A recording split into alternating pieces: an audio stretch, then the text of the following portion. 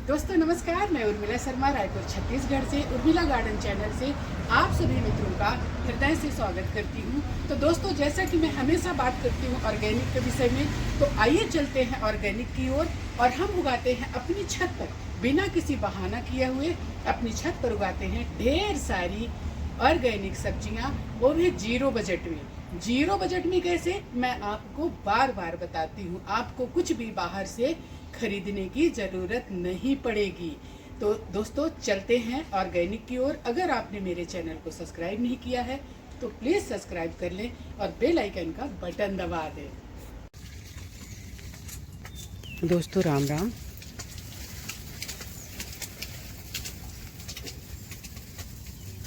एक सुंदर सुबह, खूबसूरत सुबह में आप सभी मित्रों का स्वागत है।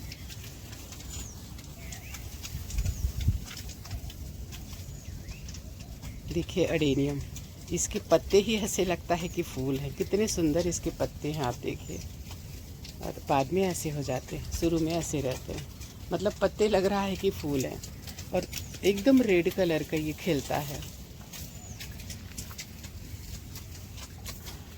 कल हमने ढेर सारे अडेनियम उगाए हैं, जो कि हमने आपको दिखाया इस तरह से। और सीड बाहर आ जाते हैं तो फिर इनको ऐसे दबाना पड़ता है, नहीं तो ये नहीं उगेंगे। तो दोस्तों, सीड्स अगर बाहर रहेंगे तो जर्मिनेट नहीं होंगे। थोड़ा पानी डालने से इधर उधर हो जाते हैं, तो इनको आप ठीक कर दीजिए। और थोड़ा मॉइस्ट रखिए, क्योंकि अभी भी धूप है, बारिश अभी मौसम तो आज अच्छा है, ऐसे ही रहता है सुबह सुबह। और फिर इतना तेज़ धूप करता है कि पौधे झुलसने लगते हैं।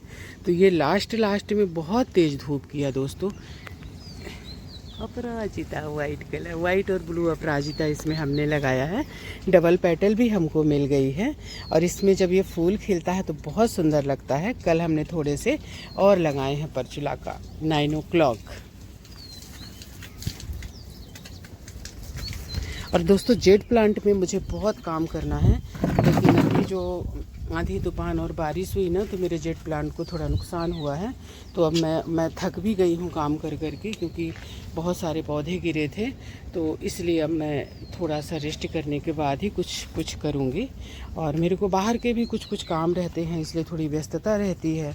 इसलिए मैं थोड़ा सा मतलब करती तो हूँ, लेकिन अब क्या बताएं आपको, कितना थक जाते हैं हम।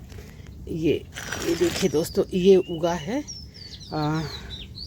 जो कटिंग करते हैं ना, कटिंग करके हम या तो फेंक देते हैं, या मेरे से तो खैर बहुत ज़्यादा नहीं उगाई, मैं दे दिया था मैंने किसी को। ये देखिए, तो ठीक ही है। कोडेक्स उतना अच्छा नहीं रहता, लेकिन फूल बहुत अच्छे खिलते हैं। और मैं आपको दिखा रही, ये भी देखिए कटिंग का है। तो दोस्तों, इसकी कटिंग से भी आप उगा सकते हैं। पर मेरे पास सीड्स बहुत रहते हैं, तो मुझे कटिंग में बहुत ज़्यादा नहीं उगाती हूँ। मैं आपको दिखाती हूँ, एक सुंदर सी तितली आई है, देखिए देखिए क्या, ये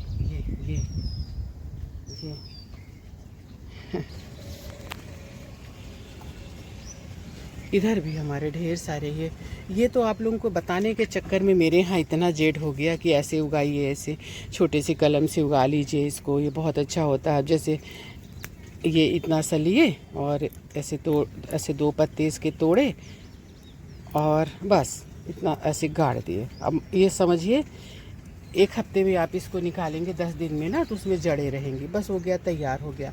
मतलब एक छोटे से आप पौधे से आप ढेर सारा पौधा इसका बना सकते हैं। बहुत तेज़ी से बढ़ता है, बहुत तेज़ी से ग्रोथ होती है इसकी।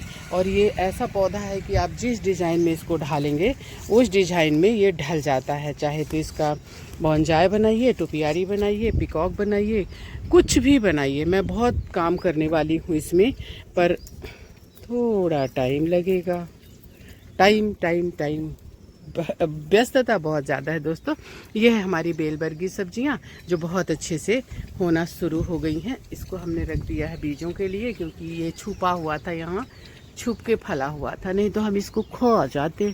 लेकिन खोए कैसे, जब ये ऐसे छुप जाते हैं तो फिर इनकी सीड्स को मैं इकट्ठा करके रख देती हूँ। फिर जब हमें ज़रूरत होती है, और मैं लोगों को भी देती हूँ, जो मेरे पास आते हैं उनको भी देती हूँ। 2-3 दिन से बहुत ज़्यादा व्यस्तता है। दिव्या देवांगन का फ़ोन आया तो मैं उठा नहीं पाई, तो दिव्या अगर वीडियो देख रहे हो तो मैंने तुमको मैसेज भी किया है कि मैं व्यस्त थी, इसलिए मैं फ़ोन, कई लोगों का फ़ोन नहीं उठा पाई, जो कि फिर कई लोग आए और बोले फ़ोन नहीं उठा रहे। मैंने बताया कि मैं थोड़ी व्यस्त थी इसलिए मैं नहीं उठा पाई। दोस्तों मिर्चियाँ कितनी अच्छी लग रही हैं, देख रहे हैं आप। अब ये जैसे जैसे पानी गिरेगा ने बहुत ही खूबसूरत रूप में आ जाएंगी और इतनी फ्रूटिंग करेंगी, गुच्छों में ये फलती हैं। तो इस तरह से मैंने कई कंटेनर मिर्ची लगाई है, क्योंकि मिर्ची की बहुत ज़रूरत पड़ती है। तो इसमें भी मिर्ची है, तो इसको क्या किया है कि पोई ने ढका हुआ है। और ये कुंदरू की बेल भी बहुत ज़्यादा फैलती है, तो ये भी इसको ढक रही है। लेकिन अब क्या करोगे, इनकी भी ज़रूरत पड़ती है। देखिए कैसे कुंदरू फ्रूटिंग कर रहा है। तो हमको कहीं सब्जी लेने की ज़रूरत नहीं पड़ती है, हमारे यहाँ से निकलते रहता है। कहीं अब जैसे भाजियाँ हैं, कहीं भाजियाँ हो गई, कहीं बैंगन हो गया, भिंडी हो गई। इसको भी दोस्तों मैं खाली करूँगी और इसमें भी मेरे को इस कंटेनर में कुछ उगाना है। तो पानी अभी भी बराबर डालते रहिए। ये है अदरक। दोस्तों ये देखकर आप आइडिया लीजिए कि आप क्या उगा सकते हैं। अदरक उगा सकते हैं, मिर्ची उगा सकते हैं, बेल बरगी जितनी सब्जियां होती हैं वो सब उगा सकते हैं। लाल भाजी एवरग्रीन है, इसको उगा सकते हैं।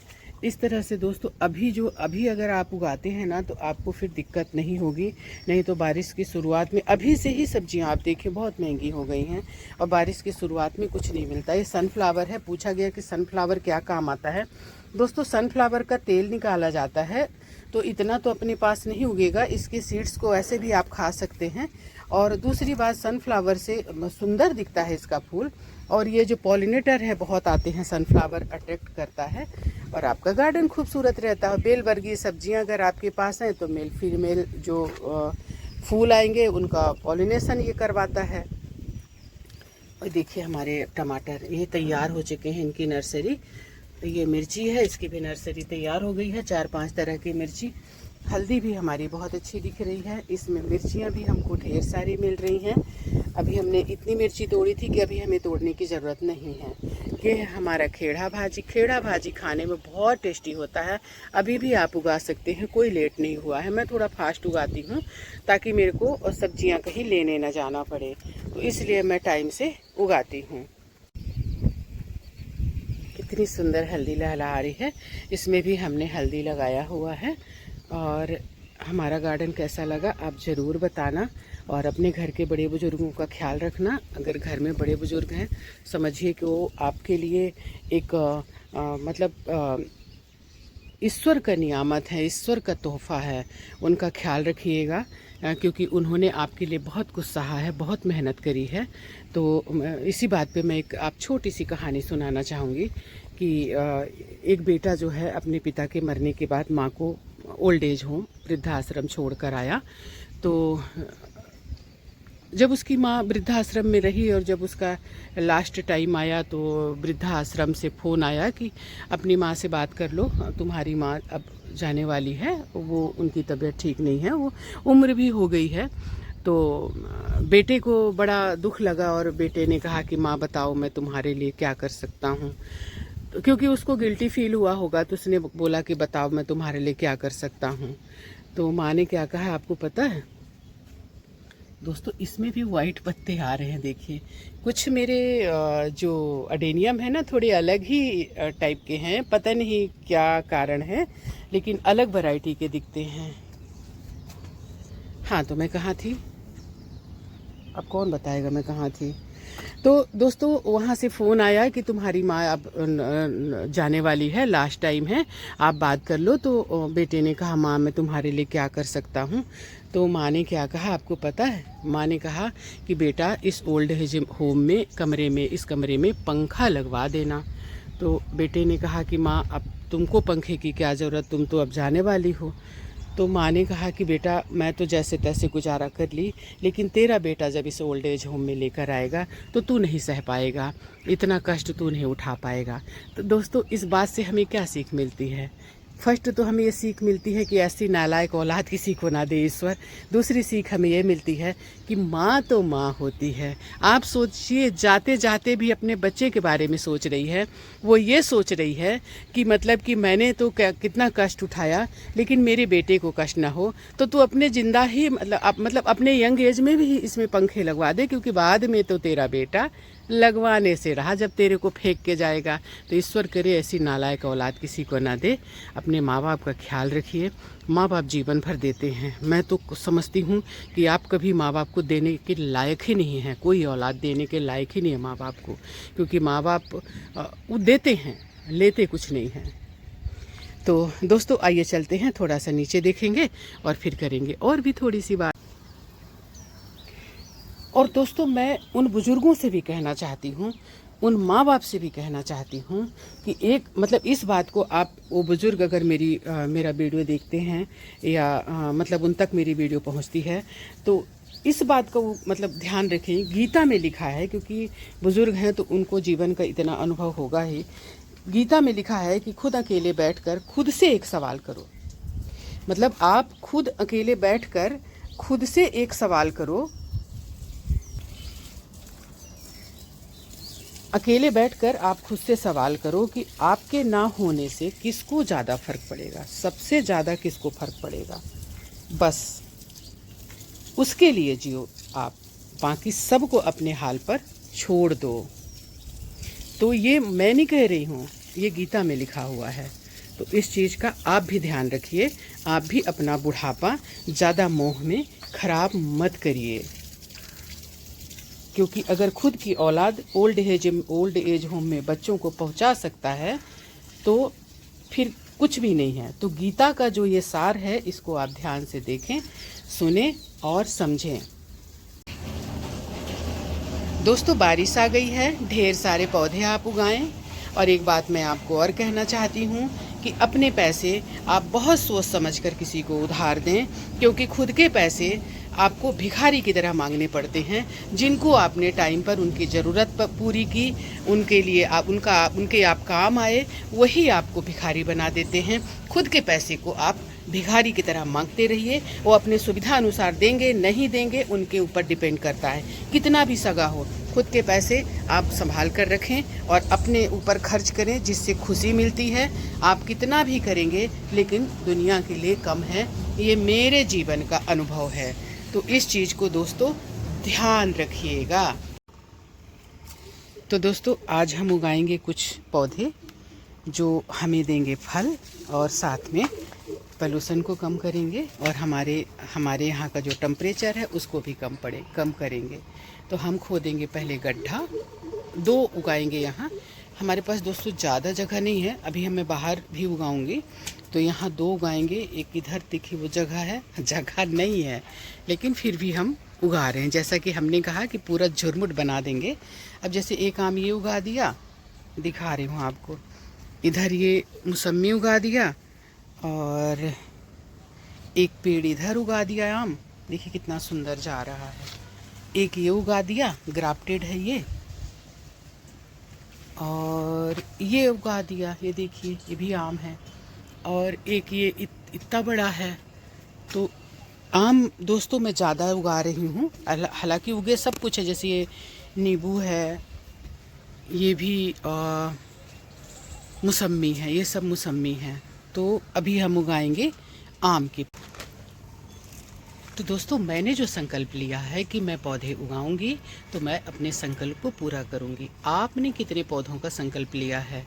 मैं तो पता नहीं, अभी तो शुरुआत है। कितने पौधे उगाऊंगी मैं आपको बताऊंगी। वैसे 15 से 20 पौधे फल वाले मैं लेकर आई हूँ नर्सरी से, और आने वाले टाइम में मैं और लेकर आऊँगी। पहले मैं शुरुआत आज मैंने करी, पहले ही कर दिया था, इस साल मैंने उगाया है, लेकिन अभी मैं पहली बारिश के बाद ये पहला पौधा है मेरा।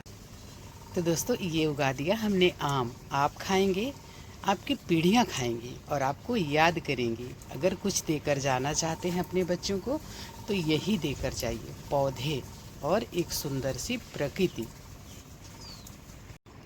दोस्तों हमारा नींबू बहुत फैला हुआ है, नींबू को हम थोड़ा सा समेटेंगे, फलता बहुत ज़्यादा है।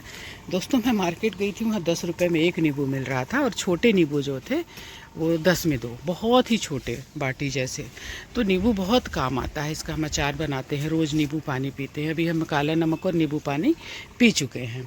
लेकिन अब फिर भी इतना फलता है ना कि इतनी की हमको ज़रूरत नहीं रहती है। तो थोड़ा सा इसकी छटाई उटाई करेंगे और नींबू के 2 नींबू के बीच में हम एक आम का पौधा डालेंगे, लगाएंगे। तो अभी इतना जल्दी तो बढ़ेगा नहीं, साल 2 साल उसको लगेगा, ऊपर निकल जाएगा वो। जब उसको फैलने की जगह चाहिए होगी तो इनको थोड़ा सा हम छांट देंगे और वहाँ पर सुरक्षित भी रहेगा। हालांकि मेरा उगाया हुआ पौधा नहीं मरता है दोस्तों, क्योंकि मैं पौधा उगाने के साथ साथ उसकी देखभाल भी करती हूँ, उसको छोड़ती नहीं हूँ मैं कि उगा कर एक पौधा उगा कर 15 जन पकड़ के उसको फ़ोटो खिंचाए और इसके बाद अपने अपने घर चले गए। तो ऐसा नहीं करती मैंने तो शायद फ़ोटो भी नहीं खिंचाया है, लेकिन पौधे मैं ढेर सारे उगाती हूँ। तो दूसरा पौधा हम ये लगा रहे हैं दोस्तों, देखिए आम का ही। दोस्तों आम मेरा फेवरेट है, मुझे बहुत पसंद है और पेड़ के पके हुए आम की तो बात ही कुछ और है, अलग है। इसलिए मैं आम के पेड़ ज़्यादा उगा रही हूँ।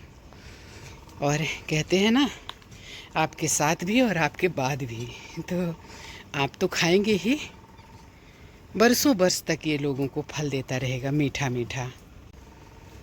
तो दोस्तों आप भी ढेर सारे पौधे उगाएं।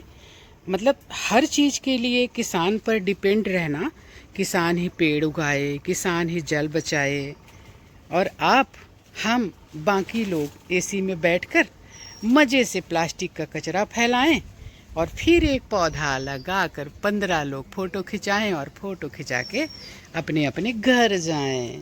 किसी को ये मतलब नहीं कि उस पौधे का क्या हुआ। तो ऐसा नहीं करना है। आप पौधा अगर उगाते हैं तो उसकी जिम्मेवारी लीजिए। देखिए मेरा उगाया आम वो कितना ऊंचा चला गया। और दोस्तों ये ज़्यादा से ज़्यादा 6 साल का पौधा है। मैं आपको दिखा रही, सिर्फ 6 साल का, सच में 6 साल का, क्योंकि हमने घर ही अभी लिया है। ये देखिए, देखिएगा ना आप कितना बड़ा है, देखिए।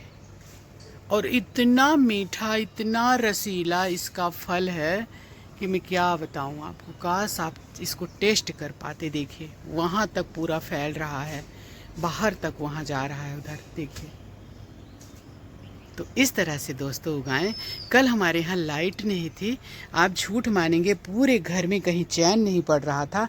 हम इस आम के झुरमुट के नीचे आके बैठे थे, बहुत ही ठंडा ठंडा लग रहा था। तो आप सोचिए, एक पेड़ अगर आपको इतना सुकून दे सकता है, तो अगर आप इस तरह से फल वाले पौधे, दोस्तों सजावटी पौधे, लिप्टिस, यूकेलिप्टिस जो होता है ना, जो हमारे यहाँ का पानी बहुत तेज़ी से खींचता है, जल स्तर उससे कम होता है, पाम का पेड़, ये सारी चीज़ों की हमारे यहाँ ज़रूरत नहीं है। ये वहाँ के लिए ज़रूरत है। जैसे हम सजावटी पौधे, हम उनको देखकर इनको उगाते हैं कि नहीं, दुबई में उगा रहे हैं, रेतीली जगह। दोस्तों वहाँ पानी ही नहीं है, यही पौधे होंगे। लेकिन अपनी तरफ हम आम का पौधा लगाएं, जामुन का पौधा लगाएं, अमरूद का पौधा लगाएं, पीपल लगाएं, नीम लगाएं। इस तरह के पौधे को आप सड़कों के किनारे अगर ये मुनगा उगा देते हैं, और लेकिन उसकी थोड़ी देखभाल करनी पड़ेगी। 6 महीने में पौधा फ्रूटिंग देने लगता है और सेहत के लिए इतना अच्छा होता है। तो चलिए, अपने घर में तो 4 पेड़ आप मुनगा उगा सकते हैं कि नहीं। देखिए मेरा मुनगा इतना बड़ा, कई मुनगा मैंने लगाया हुआ है। इधर देखिए सारे इधर के जो मुनगे हैं सब मेरे हाथ के लगाए हुए हैं, ये सारे पपीते वगैरह।